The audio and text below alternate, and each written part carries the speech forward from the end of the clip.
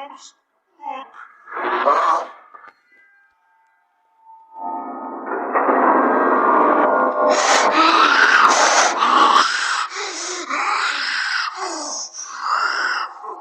Oh, someone in there? Careful. Oh, well, would you look at that? Oh, he sure is cute. What do you think he's doing locked up like that? Isn't it obvious? Look at all these bones. Red's been beating creatures like him to an even bigger monster, and he's next on the menu. Well, no sense in letting him go to waste. Orange, you ever not think with your stomach? He's a fellow rainbow friend. Fine, but you got lucky. Come on, help me bend these bars.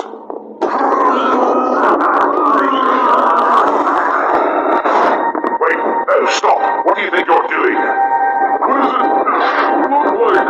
You can't do this. Stop before you. Huh, you're too late, Red. You're free, little guy.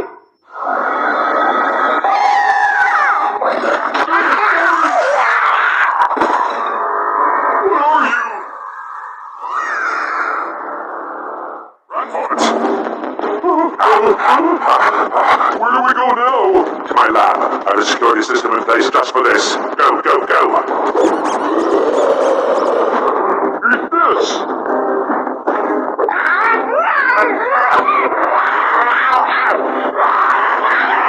This way. Blue, help me with this.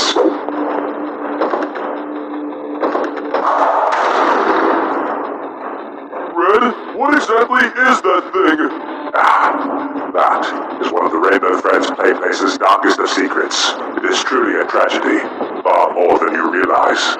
Let me tell you the full story of the Yellow Rainbow Friend. It all started many years ago, on a local farm where a very happy family lived. A mother, a father, 7 of their children, and another very special little boy.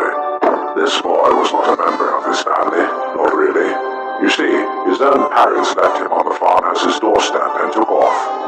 His cries awoke the farmers and, being the good-natured people that they were, they took him in and treated him as one of their own. Unfortunately, his siblings never gave him that same courtesy.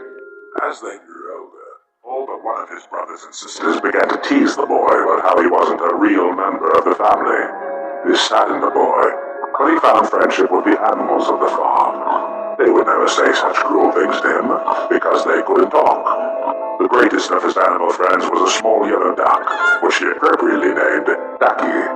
Ducky and the boy were inseparable. It was as if they were tied to the hip, one individual. But there was another boy, too, that tagged along sometimes. One of the boy's older brothers. He was larger than the others, and would help defend the boy from their attempts at bullying. But he wasn't always there, of course. Over the years, the boy developed a severe lack of social skills due to his fear of communication born from confrontation. He only wanted to talk with Ducky, his one big brother, and the other farm animals. Because of his perceived cowardice, he earned himself a nickname, Chicken. Bullying only got worse once his big brother had to leave the farm. You see, he had developed an unhealthy eating habit, and fearing for his safety, the parents sent him away to boarding school, leaving his little brother alone with just Ducky to defend him. Despite his hardships, the boy grew into a young man and continued to live and work on the farm with Ducky. Unfortunately, his siblings still picked on him for his strange choice in company. But that wasn't the worst of it. The name Chicken had stuck with the man all of his life at this point, and in a cruel prank, they promised to lift the title, as long as he was brave enough to spend the night in a supposedly haunted building. If he refused, however, he would remain the biggest chicken alive forever. He could do nothing but accept. The man was scared as he entered the building, but thankfully, he had his old pal Ducky with him. Unfortunately, Ducky was afraid too, and this quickly became a problem as the duck got spooked and ran off into the shadows alone. The man couldn't leave his friend by himself in this strange new place, and so he began to explore, calling his companion's name as he did. The man followed a trail of Ducky's yellow feathers to this very lab and peered through the darkness, only to find Becky cowered within what looked to the man like some sort of fancy telephone booth. The man reached in to grab Becky, only to be pushed in by another man. Me. I should have known.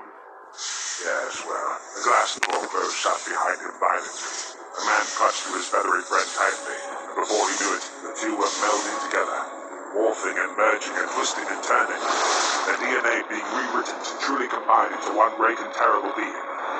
My first attempt at creating a real rainbow friend. Yellow. It was beautiful.